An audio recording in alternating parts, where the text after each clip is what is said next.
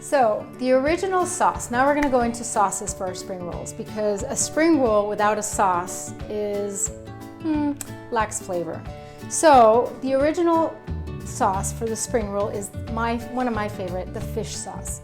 And for that, we're going to go ahead and put in a bowl a 1/4 cup of water. We're going to put some fish sauce, which is this one. It comes like this. Now, you can find this in most Asian stores or actually in Amazon, which is how I get it now that we're in lockdown.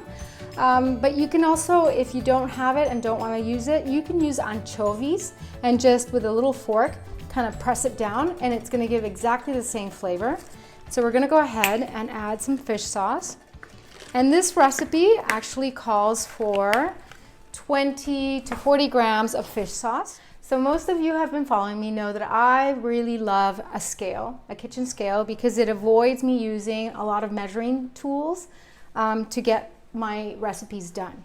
And so what I do is I just quickly put it into 0 and then I start measuring all the ingredients. And even if your recipes don't have grams or milliliters, then go ahead and the first time you cook it, write it down, and then the next time it's so much easier. So I've put my water and the fish sauce into a bowl, and I'm gonna go ahead and put my garlic, which I have finely chopped. And what I'm gonna do is I'm going to put a little bit of lemon, since I don't have lime, and I like to roll my lemons because that brings out the juice in them. And this recipe calls for 1 to 2 tablespoons, so we're gonna go ahead and squeeze. So I have put everything in the bowl, including my ginger, which what I do is I grate it, and then I just squeeze the juice out, do you see, just by squeezing, and I reserve whatever stays from the grated, because I can make some lovely ginger tea out of this by putting it in a pot of water and boiling it for a little bit. And last but not least, I'm going to put a sweetener. And as most of you know, what I like to use is rice syrup because it's low on the glycemic index. The original recipe calls for sugar. So you can see what I'm doing here is I am substituting the ingredients of a typical recipe that you can find on the internet or in a book, but I'm trying to introduce ingredients that are healthier. So we're going to go ahead and just measure out our rice syrup, and now we're just going to whisk that up. And for those who like to bring in a little bit more vegetables, I actually like to put some grated carrot into my sauce so that when I dip my spring roll into it, I get some of that lovely vegetable into my spring roll as well.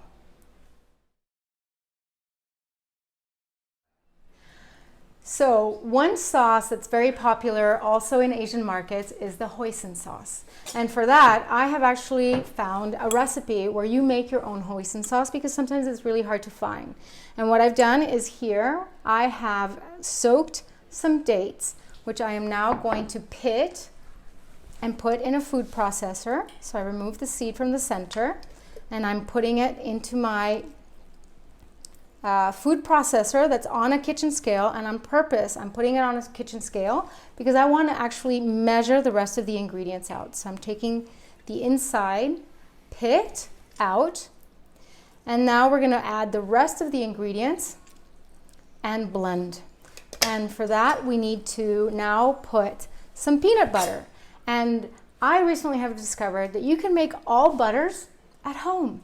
You don't actually have to buy them pre-made, and that way you're guaranteed that it does not have any chemicals or preservatives or food coloring or any of the other stuff that you really don't want. So this particular peanut butter I made by getting some lovely peanuts, which I roasted in the oven 10 minutes at 160 and another 5 minutes rolling the tray around so that they get nice and roasted on all sides. And then I just ran my hands through the peanuts to get rid of the shell, which is called the anti-nutrient, which, as some of you know, is something that we want to roast away or soak away, because as the name suggests, anti-nutrient means that in the case of, for example, maybe not the peanut because we will crunch on the peanut, but for sesame seeds, if we don't roast the sesame seeds, then we're probably not going to crunch on every single one of the sesame seeds, and that means that that little seed is going to go right through our body, and we're not going to assimilate any of the goodness, all the calcium, the omegas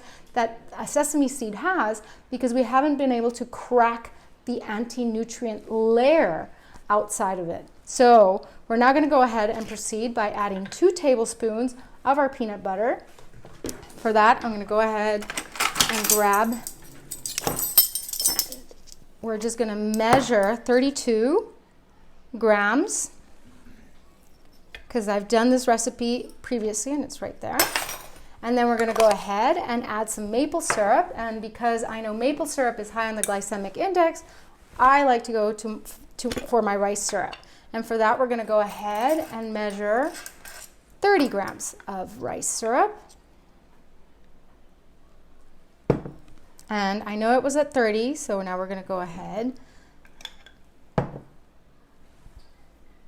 and add our rice syrup, which might mean that we actually need more sweetness at the end because it's low on the glycemic index, but we'll see. We'll try it. And now, last thing but not least, we're going to go ahead and add 2 tablespoons of rice vinegar. Now, I actually prefer using lemon instead of rice vinegar, so I'm going to go ahead and squeeze the lemon. And the reason why I always prefer, when there is an acid added to a recipe, the reason why I prefer to use lemon is because I know it's super alkalizing. And we want to keep our body as alkalizing as possible because it means that we are actually fighting away disease. The more alkaline our body is, the better we are. If it's very acidic, we're eating too much sugar, for instance, then it means that our insides are acidic and we're more prone to disease. And last but not least, we're going to go ahead and add a little bit of sesame oil. You can do just regular sesame oil, but I actually like the toasted version because I like that roasted finish that it has. So we're going to go ahead and add the sesame oil. And we're going to add 1 garlic clove, which here we have. And I'm not too worried about how thick or thin it's been sliced because I'm going to go ahead and blend it all. And then there's this wonderful spice called the Chinese 5 spice. Now that we have all our ingredients into our blender, we're going to blitz away and then we're going to put it into a saucepan so that we can thicken it with a little bit of kusu or cornstarch. So I have just added my diluted kusu to my saucepan after blending it, and now we're just going to warm it up until the sauce starts to thicken and we're ready to go and serve our spring rolls.